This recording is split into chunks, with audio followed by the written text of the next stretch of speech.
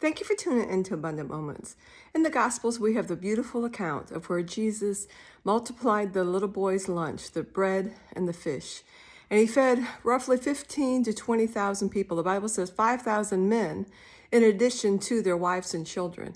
The disciples were there and they saw that miracle that took place. They were a part of that as Jesus just handed them that little boy's lunch. And as they began to go out among the crowd, they saw that it multiplied. And as we know, there were leftovers, and leftovers are always good. But right after that, Jesus said, now get in the boat, go to the other side, and I'll meet you there.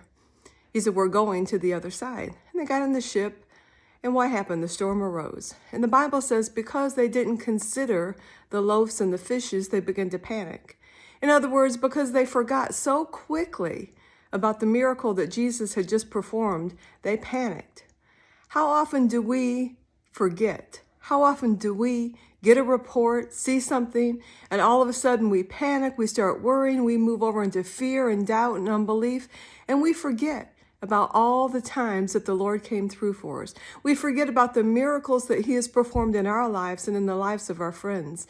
So we must always remember, and do not allow yourself to panic or worry or move over into fear and doubt, but trust God continuously because He has promised that He will never leave us or forsake us, that all things are possible if we can only believe.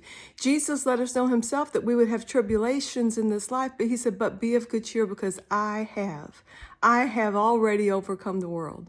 So I want to encourage you today, don't forget, don't be like the disciples and so quickly forget, but let's remember God's goodness, His grace, His mercy, His miracle working power, and let's live in faith. Thank you for tuning in.